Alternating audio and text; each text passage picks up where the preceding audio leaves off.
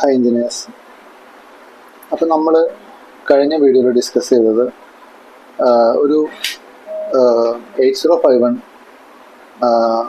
IC വെച്ചിട്ട് നമ്മൾ ബേസിക്കായിട്ട് എങ്ങനെ ഒരു പ്രോഗ്രാം ചെയ്ത് തുടങ്ങാമെന്നുള്ളതാണ്. അപ്പോൾ നമ്മൾ നമ്മുടെ എൻ്റയർ ബിടെക് കരിയറിൽ ഈവൻ നമ്മൾ സ്റ്റുഡൻ്റ് ആയിരിക്കുന്ന സമയത്തും അല്ലെങ്കിൽ നമ്മൾ പഠിച്ച സമയത്തും പഠിച്ചു കഴിഞ്ഞ സമയത്തും നമുക്കാകെ ഓർമ്മ വരുന്ന ഒരു മൈക്രോ കൺട്രോൾ ഒരു ഡിവൈസിൻ്റെ പേര് 8051 ആണ്. അത് നമ്മളിതിനെപ്പറ്റിയൊക്കെ സംസാരിച്ചതാണ്. എന്തുകൊണ്ടാണ് 8051 ഇപ്പോഴും ഇൻഡസ്ട്രിയിൽ യൂസ് ചെയ്യുന്നത്? ആകെ എഡ്യൂക്കേഷൻ പർപ്പസിനും പിന്നെ ചെറിയ ചെറിയ പ്രോജക്റ്റുകൾക്കും വേണ്ടി മാത്രം യൂസ് ചെയ്യുന്ന ഒരു ഡിവൈസാണ് ഇപ്പോൾ 8051.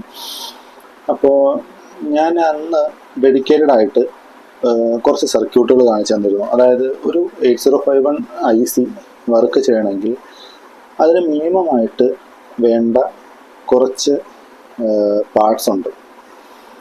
അതായത് ഒന്ന്, അതിൻ്റെ ഒരു VCC ഗ്രൗണ്ട്, അതായത് നിങ്ങൾക്കറിയാം അതിൻ്റെ സപ്ലൈ വോൾട്ടേജ്, അതിൻ്റെ ഗ്രൗണ്ട്, പോസിറ്റീവ് നെഗറ്റീവ്, പിന്നെ അതിൻ്റെ വർക്ക് ചെയ്യാനുള്ള ഇൻറ്റേർണൽ ഫ്രീക്വൻസി കൺട്രോൾ ചെയ്യാനുള്ള എക്സ്റ്റാൾ 1, 2 എന്ന് പറയുന്ന ക്രിസ്റ്റൽ ഓസിലേറ്റർ, പിന്നെ ഒരു റീസെറ്റ് സ്വിച്ച്, പിന്നെ ഒരു പ്രോഗ്രാമിംഗ് പോർട്ട്. ഓക്കെ, ഈ പ്രോഗ്രാമിംഗ് പോർട്ട് സീരിയൽ പോർട്ട് ആവാം, UART കമ്മ്യൂണിക്കേഷൻ ആവാം, അല്ലെങ്കിൽ USB ആവാം.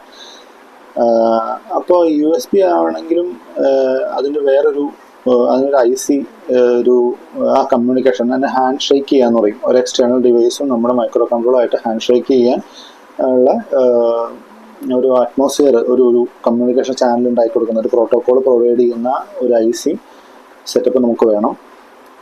പിന്നെ നമുക്കറിയാം, നമ്മൾ ആദ്യം ഡിസ്കസ് ചെയ്ത പോലെ നമ്മുടെ ഈ 8051 പോർട്ട് 1 എന്ന് പറയുന്നത് TTL ലോജിക്കാണ്. അതായത് ട്രാൻസിസ്റ്റർ ലോജിക്കിലാണ് അത് മാനുഫാക്ചർ ചെയ്തിരിക്കുന്നത് എന്ന് പറഞ്ഞു. അപ്പോൾ നമുക്ക് അതിന് ഇൻറ്റേർണൽ പുള്ളപ്പ് റെസിസ്റ്റർ ആവശ്യമാണ്. ആ റെസിസ്റ്ററുകൾ നമ്മൾ എക്സ്റ്റേണൽ കൊടുക്കണം എന്നൊക്കെ നമ്മൾ ഓൾറെഡി കഴിഞ്ഞ വീഡിയോയിൽ ഡിസ്കസ് ചെയ്തിരുന്നു. അപ്പോൾ ഇതൊരു ഫിസിക്കലി നമ്മൾ ആ സംസാരിച്ച അതിൻ്റെ ഒരു കൺസോളിഡേറ്റഡ് ബോർഡാണ്. ഞാൻ ഇത് യൂസ് ചെയ്യാൻ കാരണം എന്താണെന്ന് വെച്ച് കഴിഞ്ഞാൽ, അപ്പോൾ ഞാൻ ഈവൻ ഈ സർക്യൂട്ടുകളെ ഇങ്ങനെ തന്നെ ഒരു ബ്രെഡ് ബോർഡിൽ ഇത് സെറ്റ് ചെയ്യാൻ ശ്രമിക്കുമെങ്കിലും ആക്ച്വലി അതൊരു പ്രാക്ടിക്കലി പോസിബിൾ ആയിട്ടൊരു സാധനമല്ല. നമുക്കൊരു അസംബ്ലി ചെയ്ത് ഇതൊന്ന് ടെസ്റ്റ് ചെയ്ത് നോക്കാൻ മാത്രമേ ബ്രെഡ് ബോർഡ് നമുക്ക് യൂസ് ചെയ്യാൻ പറ്റുള്ളൂ. ഓക്കെ, അപ്പോൾ ഞാൻ ഇപ്പോൾ ചെയ്തിരിക്കുന്നത് ആക്ച്വലി ഡെഡിക്കേറ്റഡ് ആയിട്ടുള്ള ഒരു പ്രോജക്റ്റുകൾക്ക് വേണ്ടിയിട്ട് ഡെഡിക്കേറ്റഡ് ആയിട്ടുള്ള ഒരു ബോർഡ് വാങ്ങുകയാണ് ചെയ്തത്. അപ്പോൾ ഞാൻ ഈ ബോർഡിൽ നമ്മൾ ഡിസ്കസ് ചെയ്ത സാധനങ്ങളൊക്കെ ഉണ്ട്. അതെന്താണെന്ന് ഞാൻ പറയാം. ഈവൻ നമുക്കത് ബ്രെഡ് ബോർഡിൽ ട്രൈ ചെയ്ത് നോക്കുന്ന ഒരു കുഴപ്പമില്ല കേട്ടോ. ഇപ്പോൾ ഈവൻ സീരിയൽ പോർട്ട് കമ്മ്യൂണിക്കേഷൻ ആണെങ്കിൽ നമുക്ക് MAX 232 IC യൂസ് ചെയ്യണം. നമുക്ക് ബ്രെഡ് ബോർഡ് ചെയ്ത് നോക്കാമെന്നുള്ളൂ. ഞാൻ ചെയ്ത് നോക്കിയിട്ടുണ്ട്. പക്ഷേ അതിൻ്റെ ഒരു കുഴപ്പം എന്താണെന്നറിയോ, നമ്മൾ ഈ കോംപ്ലിക്കേറ്റഡ് ആയിട്ടുള്ള പ്രൊജക്റ്റുകൾ സർക്യൂട്ടുകളൊക്കെ ചെയ്യുമ്പോൾ ഈ വയറുകൾ ഇങ്ങനെ കുത്തി ചെയ്യുന്നത് കുറച്ച് പാടായിരിക്കും. നിങ്ങളും ലാബിലൊക്കെ ചെയ്തിട്ടുള്ളതാണല്ലോ. അപ്പോൾ ICയുടെ ഒരു പെരിഫറൽസ് മാത്രം നമ്മൾ ഒരു സോളിഡ് ആയിട്ടുള്ള സർക്യൂട്ട് ആക്കിയിട്ട് ബാക്കി ഇതിൻ്റെ എക്സ്റ്റേണൽ ഹാർഡ്വെയറുകൾ നമുക്ക് ബ്രെഡ് ബോർഡിൽ ചെയ്യാം. നമ്മൾ ഡിസ്കസ് ചെയ്ത സാധനങ്ങൾ മാത്രമേ ഇതിനകത്തുള്ളൂ. അപ്പോൾ ഞാൻ ഫിസിക്കലി ഈ ഐറ്റംസ് നിങ്ങളൊന്ന് കാണിച്ചു തരാം. ഓക്കെ,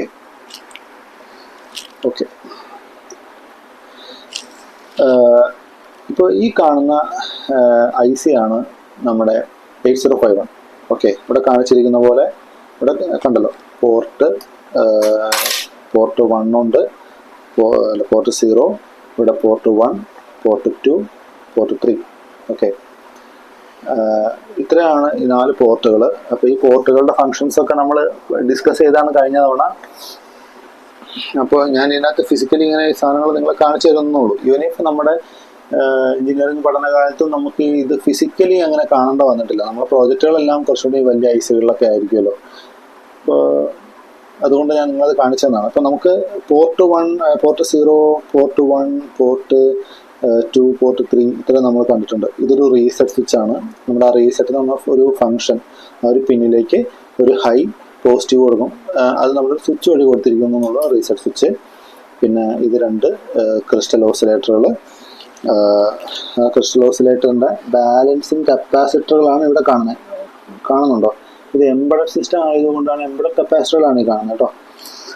പിന്നെ പോർട്ടുകൾ കണ്ടോ, ട്രാൻസിസ്റ്റർ, റിസീവർ പോർട്ടുകൾ. പിന്നെ ഇതിൽ നമുക്കങ്ങനെ ട്രാൻസിസ്റ്റർ, റിസീവർ പോർട്ടുകൾ കൊടുത്തിട്ടുണ്ടെങ്കിലും നമുക്കത് വേണമെങ്കിൽ നമുക്ക് എക്സ്റ്റേണലി വേറെ ടെർമിനേറ്റ് വെച്ച് യൂസ് ചെയ്യാം. പക്ഷേ ഇവിടെ ഞാൻ പറഞ്ഞല്ലോ, നമ്മൾ യൂസ് ചെയ്യുന്ന കമ്മ്യൂണിക്കേഷൻ USB പ്രോഗ്രാമിംഗ് ആണ്. അതിൻ്റെ പോർട്ടാണ് ഇവിടെ കാണുന്നത്, കണ്ടോ. അപ്പം നമ്മൾ ഇതുപോലെ ഒരു വയർ യൂസ് ചെയ്ത് കാണിച്ചു, ഇതുപോലെ ഒരു വയർ യൂസ് ചെയ്ത് നമുക്കത് പ്രോഗ്രാം ചെയ്യാം. ഒരു സൈഡ് USB, ഒരു സൈഡ് ഇത് നമ്മുടെ ബോർഡിലേക്കുള്ളത്. ഓക്കെ, അപ്പോൾ സിമ്പിളി ഒരു കമ്മ്യൂണിക്കേഷൻ പോർട്ടുണ്ട്. അപ്പോൾ ഈ നമ്മുടെ USB സിസ്റ്റമായിട്ട് മാച്ച് ചെയ്ത് വർക്ക് ചെയ്യുന്നതിന് വേണ്ടിയിട്ട് നമ്മളുടെ പെരിഫറൽസ്, പ്രോട്ടോകോൾസ് പ്രൊവൈഡ് ചെയ്യുന്ന ഒരു IC ആണിത്. ഈ ICനെ പറ്റി ഞാൻ ഡീറ്റെയിൽ ആയിട്ട് പറയാം. പിന്നെ ഉള്ളത് ഇത് 2 കപ്പാസിറ്ററുകളാണ്.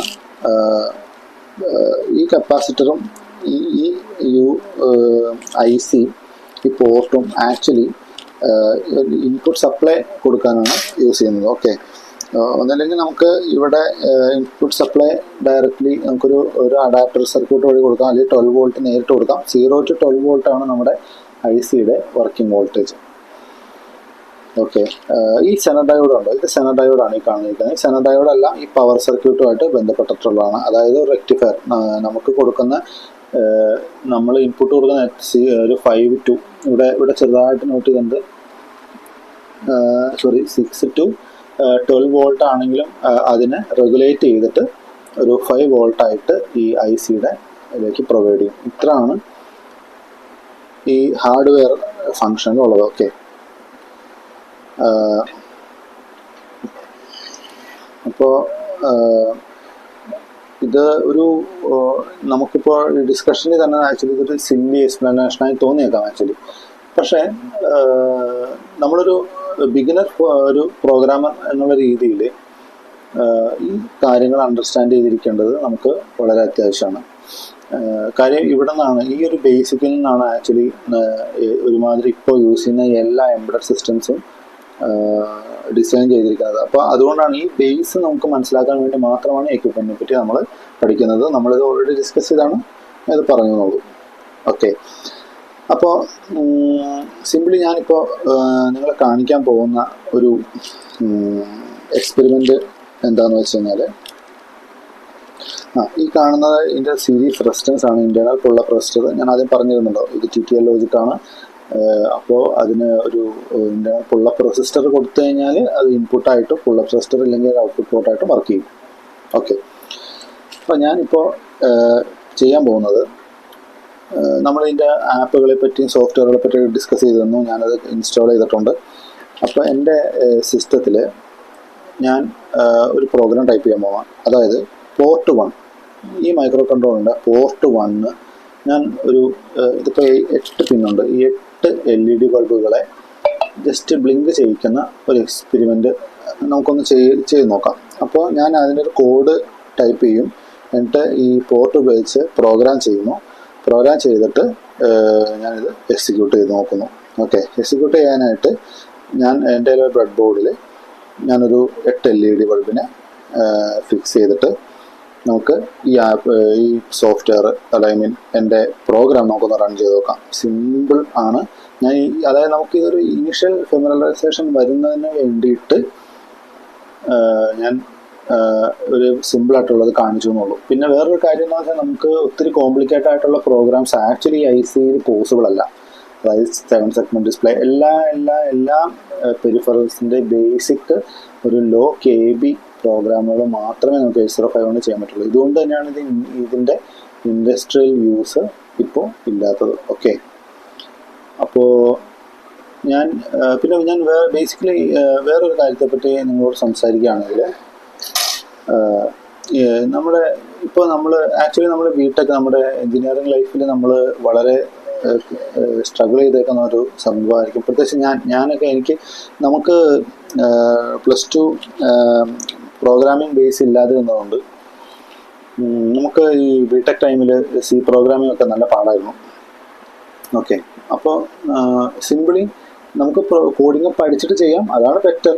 പക്ഷേ നമുക്കിപ്പോൾ AI പ്ലാറ്റ്ഫോംസ് യൂസ് ചെയ്തിട്ട് നമ്മൾ പ്രോംപ്റ്റ് പ്രോഗ്രാം കൊടുത്തിട്ട് നമുക്ക് ഡെഡിക്കേറ്റഡ് ആയിട്ട് ആ ഡിവൈസിനെ കൊണ്ട് 8051 കോമ്പാറ്റബിൾ ആയിട്ടുള്ള പ്രോഗ്രാം ആക്കിയെടുക്കാം. അപ് ടു ആൻ എക്സ്റ്റെൻറ്റ് അത് ഡയറക്റ്റ്ലി നമുക്ക് ടെക്സ്റ്റ് ഫയൽ ആയിട്ട് കിട്ടുകയും ചെയ്യും. അപ്പോൾ നമുക്ക് വേറെ ഒരു ഇൻ്റർപ്രിട്ടേഷൻ, ഒരു കമ്പൈൽ ചെയ്യുന്ന സോഫ്റ്റ്വെയർ ഇല്ലാതെ നമുക്ക് ചെയ്യാം. പക്ഷേ കമ്പൈൽ ചെയ്ത് നോക്കുക, പിന്നെ പ്രോഗ്രാംസിൻ്റെ സ്ട്രക്ചർ മനസ്സിലാക്കി പ്രോഗ്രാം ചെയ്യുക എന്നുള്ളതാണ് നമുക്കൊരു സ്കില്ലാണ്. എന്നാലാണ് നമുക്ക് ഇതിന് എന്തെങ്കിലും കംപ്ലൈൻറ്റുകൾ വന്നാൽ, മാൽവെയർ ഫംഗ്ഷൻ എന്തെങ്കിലും വന്നു കഴിഞ്ഞാൽ നമുക്ക് ഇതിൻ്റെ പ്രോഗ്രാം ഒന്ന് ഇത് ചെയ്യാൻ പറ്റുള്ളൂ, ഒന്ന് ട്രബിൾ ഷൂട്ട് ചെയ്യണമെങ്കിൽ. ഓക്കെ, അപ്പോൾ ആസ് എ ബിഗിനർ നിങ്ങൾക്ക്, അല്ലെങ്കിൽ ഇപ്പോൾ നിങ്ങളൊരു പ്രോജക്റ്റ് ബിടെക് ലെവൽ ഒരു പ്രോജക്റ്റ്, ബിടെക് ഡിപ്ലോമ ലെവൽ ഒരു പ്രോജക്റ്റ് ചെയ്യാനാണ് നിങ്ങൾ ഉദ്ദേശമെങ്കിൽ നമുക്ക് ഹാർഡ്വെയർ സോഫ്റ്റ്വെയർ എല്ലാം ഇമ്പോർട്ടൻ്റ് ആണ്. ഹാർഡ്വെയർ മച്ച് മോർ ഇമ്പോർട്ടൻ്റ് ആണ്. പ്രോഗ്രാം നമ്മൾ എക്സ്പ്ലനേഷൻ പാർട്ട് പറഞ്ഞാൽ മതിയോ? ഓക്കെ, അപ്പോൾ അതിനൊക്കെ വേണ്ടി നമുക്ക് ഉറപ്പായിട്ടും നമ്മുടെ ChatGPT പോലുള്ള AI പ്ലാറ്റ്ഫോംസ് യൂസ് ചെയ്യാം. പക്ഷേ ആസ് എ പ്രൊഫഷണൽ എഞ്ചിനീയർ നിങ്ങൾക്ക് ഇതിൻ്റെ ഒരു എംബഡഡ് സിസ്റ്റം ഇതിലോട്ട് സ്റ്റേബിൾ കരിയർ ഉണ്ടാക്കാൻ പോണ ആളാണെങ്കിൽ ഉറപ്പായിട്ടും നിങ്ങൾ പ്രോഗ്രാം ബൈ ഹാൻഡ് എഴുതി അല്ലെങ്കിൽ ഓൺ ഹാൻഡ് ടൈപ്പ് ചെയ്ത് എക്സിക്യൂട്ട് ചെയ്ത് എക്സ്പീരിയൻസ് ചെയ്യേണ്ടത് വളരെ ഇമ്പോർട്ടൻ്റ് ആണ്. നിങ്ങൾക്ക് കോംപ്ലിക്കേറ്റഡ് ആയിട്ടുള്ള പ്രോഗ്രാംസ് AI ഉപയോഗിച്ച് ചെയ്യാം, നോ പ്രോബ്ലം. പക്ഷേ നിങ്ങൾ ആ കോഡിങ് എന്ന് പറയുന്ന ഒരു ഫങ്ഷനും നമുക്ക് ഈ എംബഡഡ് സിസ്റ്റത്തിൽ വളരെ ഇമ്പോർട്ടൻ്റ് ആണ്. അപ്പോൾ നിങ്ങളത് എക്സ്പീരിയൻസ് ചെയ്തിരിക്കണം എന്ന് ഞാൻ റിക്വസ്റ്റ് ചെയ്യുന്നു. ഓക്കെ, പക്ഷേ നമുക്ക് നമ്മുടെ ഈ സ്റ്റഡി പർപ്പസിനായിട്ട് നമുക്ക് നമുക്ക് AI പ്ലാറ്റ്ഫോംസ് തന്നെ യൂസ് ചെയ്യാം. കാരണം ഇപ്പോൾ എംബഡഡ് പ്രോഗ്രാമിങ്ങിനെ പറ്റി ഞാൻ അത് പറയുന്നതിനേക്കാളും ഇപ്പോൾ നിങ്ങൾക്ക് ഓൺലൈൻ യൂട്യൂബിൽ തന്നെയൊക്കെ ഒത്തിരി ട്യൂട്ടോറിയൽ വീഡിയോസ് ഉണ്ട് എംബഡഡ് പ്രോഗ്രാമിംഗ്, സി പ്രോഗ്രാമിംഗ് ഒക്കെ നമുക്ക് ചെയ്യുന്നതിനെ പറ്റി. ഓക്കെ, ഞാൻ അതിനെപ്പറ്റി ബേസിക്കായിട്ട് നമ്മൾ ചെയ്യേണ്ട ഒരു പ്രോഗ്രാമിനെ പറ്റി ഞാൻ വീഡിയോ ചെയ്യുന്നുണ്ട് എന്തായാലും. ഓക്കെ, നമ്മൾ ബേസിക്കായിട്ട് നമ്മൾ ഉദ്ദേശിച്ചൊരു കാര്യം നടത്തിയെടുക്കാനായിട്ട് നമ്മൾ ചെയ്യേണ്ട കാര്യങ്ങൾ. പിന്നെ ഞാൻ പറഞ്ഞൊരു കാര്യം, ഇപ്പം നമ്മൾ ഒരു എംബഡഡ് സി നമ്മൾ പ്രാക്ടീസ് ചെയ്തുകൊണ്ട് നമുക്ക് ആക്ച്വലി വലിയ ഗുണമില്ല. അതിന് കാരണം എന്താണെന്ന് വെച്ച് കഴിഞ്ഞാൽ ആർഡുയിനോ അല്ലെങ്കിൽ റാസ്ബെറി പൈ, ADM, DCP അങ്ങനെയുള്ള സോഫ്റ്റ്വെയർ, മൈക്രോ കൺട്രോൾസ് എല്ലാം ഇപ്പോൾ പൈത്തൺ പ്ലാറ്റ്ഫോം യൂസ് ചെയ്താണ് പ്രോഗ്രാം ചെയ്യുന്നത്. ഓക്കെ, അപ്പോൾ ഈ പൈത്തൺ നമ്മൾ യൂസ് ചെയ്യുന്ന ടൈമിൽ നമുക്ക് എംബഡഡ് സിനേക്കാളും വളരെ യൂസർ ഫ്രണ്ട്ലി ആണ് പൈത്തൺ. ഓക്കെ, അപ്പോൾ എംബഡഡ് സി നമ്മളങ്ങനെ ഒത്തിരി ടൈം ചിലവാക്കി പഠിച്ചാലും നമുക്ക് പ്രാക്ടിക്കലി അതിൻ്റെ യൂസ് ഇല്ല എന്നാണ് ഞാൻ പറഞ്ഞു വരുന്നത്. ഓക്കെ, അതിപ്പോൾ നിങ്ങൾ ബിടെക് ലെവലിൽ തന്നെ നിങ്ങൾ ഓരോ പ്രോജക്റ്റുകളൊക്കെ ചെയ്യും പറയാം. നിങ്ങൾ എംബഡഡ് സി പഠിക്കുന്നുണ്ട്, അതല്ലാണ്ട് മെഷീൻ ലാംഗ്വേജ്, മറ്റേ മൂവ്, രജിസ്റ്റർ, അക്യുമുലേറ്റർ അങ്ങനെയൊക്കെ യൂസ് ചെയ്തിട്ടുള്ള പ്രോഗ്രാംസ് നിങ്ങൾ പഠിക്കുന്നുണ്ടോ? പക്ഷേ അതൊന്നും ആക്ച്വലി ഒരു സ്ഥലത്ത് യൂസ് ചെയ്യുന്നതില്ല എന്ന് നിങ്ങൾക്ക് ഇനി വഴിയെ കാണാൻ പറ്റും. ഓക്കെ, അപ്പോൾ അപ് ടു ബെറ്റർ നമുക്ക് പൈത്തൺ ഫോക്കസ് ചെയ്തിട്ട് എംബഡഡ് സിസ്റ്റത്തിൽ കരിയർ നോക്കുന്ന ആൾക്കാർ പൈത്തൺ ഫോക്കസ് ചെയ്ത് അത് വെച്ചിട്ട് പ്രോഗ്രാം കമ്പൈൽ ചെയ്ത് ഔട്ട്പുട്ടാക്കി വർക്ക് ചെയ്യാനായിട്ട് പ്രാക്ടീസ് ചെയ്യുന്നതായിരിക്കും നിങ്ങൾക്ക് ഇൻഡസ്ട്രിയലായിട്ടും നിങ്ങളുടെ കരിയർ എക്സ്റ്റെൻഡിനും നിങ്ങൾക്ക് നല്ലത്. ഓക്കെ, നിങ്ങൾക്ക് ഇത് അറിഞ്ഞിരിക്കുന്നതുകൊണ്ട് കുഴപ്പമൊന്നുമില്ല. പക്ഷേ കൈൻഡ് ഓഫ് അതൊരു ടൈം വേസ്റ്റ് കൂടി ആയിട്ട് നമുക്ക് തോന്നും. ഓക്കെ, സോ അപ്പോൾ ഞാൻ ഇതിൻ്റെ ഹാർഡ്വെയർ പാർട്ടിന് ജസ്റ്റ് എക്സ്പ്ലെയിൻ ചെയ്തു. അപ്പോൾ ഇനി നമുക്ക് ചെയ്യാനുള്ള നെക്സ്റ്റ് സ്റ്റെപ്പ് എന്ന് പറഞ്ഞാൽ ഈ പ്രോഗ്രാം ഒന്ന് ടൈപ്പ് ചെയ്ത് അതൊന്ന് എക്സിക്യൂട്ട് ചെയ്ത് ഹെക്സ് ഫയലാക്കുന്നു. ഹെക്സ് ഫയലാക്കി നമ്മൾ ഐസിയിലേക്ക് ബേൺ ചെയ്യുന്നു. ബേൺ ചെയ്തതിന് ശേഷം നമ്മൾ നമ്മുടെ ബ്രെഡ് ബോർഡിൽ സെറ്റ് ചെയ്തിരിക്കുന്ന LED ബൾബുകളെ നമുക്ക് ഗ്ലോ ചെയ്യിക്കുന്നു, ബ്ലിങ്ക് ചെയ്യിക്കുന്നു. പിന്നെ ആ ബ്ലിങ്ക് ചെയ്യുന്നതിൻ്റെ ഫ്രീക്വൻസി നമുക്ക് അഡ്ജസ്റ്റ് ചെയ്ത് ഒരു ഇൻട്രൊഡക്ഷൻ എന്നുള്ള രീതിയിൽ ഒരു ഒരു എല്ലാ പ്ലാറ്റ്ഫോമിൽ നിന്ന് പരിചയപ്പെടുത്തുന്നു. അതായത് കമ്പൈൽ ചെയ്യുന്ന സോഫ്റ്റ്വെയർ, ബേൺ ചെയ്യുന്ന സോഫ്റ്റ്വെയർ, പിന്നെ ഇതിൻ്റെ ഫിസിക്കൽ ഇൻപുട്ട് കൊടുക്കുന്നത് എങ്ങനെയാണ്, പ്രോഗ്രാം ചെയ്യുന്നത് എങ്ങനെയാണ്, ഔട്ട്പുട്ട് എടുക്കുന്നത് എങ്ങനെയാണ്, ഔട്ട്പുട്ട് ഈ പറഞ്ഞ പോലെ നമ്മൾ കറക്റ്റ് ചെയ്യുന്നത്, കുറച്ചും കൂടി ട്യൂൺ ചെയ്യുന്നത് എങ്ങനെയാണ്, പിന്നെ ഇത് റീസെറ്റ് ചെയ്യുന്നത് എങ്ങനെയാണ്, ഈ ICയുടെ ഈ റീസെറ്റ് ബട്ടൺ യൂസ് ചെയ്യുന്നത് എങ്ങനെയാണ്, ഇങ്ങനെയുള്ള കാര്യങ്ങളാണ് നമ്മൾ ഇനി ഡിസ്കസ് ചെയ്യാൻ പോകുന്നത്. ഓക്കെ, എനിവേ അപ്പോൾ ഇത്രയും പറഞ്ഞത് നിങ്ങൾക്ക് ഏകദേശം ഐഡിയ കിട്ടിയെന്ന് തോന്നുന്നു കാര്യങ്ങൾ.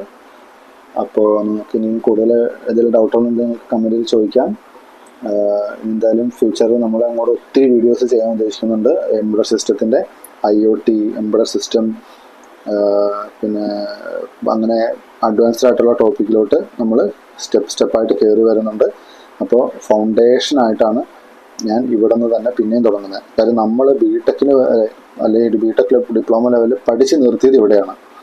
ഓക്കെ, നമ്മൾ അഡ്വിനൊക്കെ യൂസ് ചെയ്യുന്നുണ്ടെങ്കിലും അതൊരു അഡ്വിനോ തന്നെ നമ്മൾ അത്ര ഡീപ്പായിട്ട് പഠിക്കുന്നില്ല. ഓക്കെ, അപ്പോൾ നമുക്കിനി പതുക്കെ സ്റ്റെപ്പായിട്ട് 8051, പിന്നെ ഒരു പിക്ക്, അർഡുയിനോ, ഇതിൻ്റെയൊക്കെ പല പല പ്രോജക്റ്റുകൾ, ഇതിൻ്റെ കോഡിങ്, അങ്ങനെയുള്ള കാര്യങ്ങൾ നമുക്ക് ഡിസ്കസ് ചെയ്തപ്പോൾ.